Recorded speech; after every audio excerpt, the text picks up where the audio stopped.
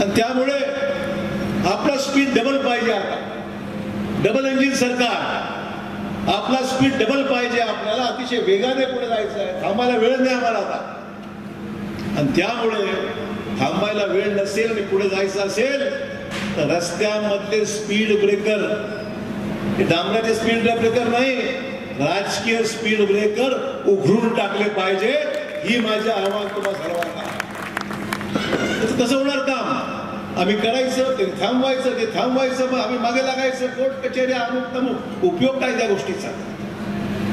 आम्ही तत्वाने चालणारी माणसं आहोत, विचाराने काम करणारी माणसं आहोत, वेगाने काम करायची इच्छा आहे. पण हा वेग जर आपल्याला कायम ठेवायचा असेल तर आपल्याला नेतृत्वाला भक्कमपणे साथ द्यावी लागेल. खूप ताकदीने द्यावं लागेल. लहान लहान गोष्टी असतात निवडणुकीमध्ये, काही चालतं, खोटा नॅरेटिव्ह चालतो, खोटं बोललं जातं, वाटेल त्या गोष्टी घडतात. समाजामध्ये वाद लावून त्याचा परिणाम इलेक्शनमध्ये काही घडू शकतो. त्यामुळे मला विनंती एवढीच आहे, एकजुटीने आपण राहू, एका मनाने आपण काम करू, एका ताकदीने आपण उभं राहू.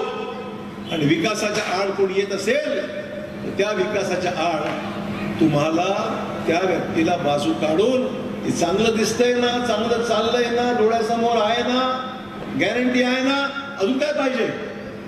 अजून काय पाहिजे मला सांगा तुम्ही.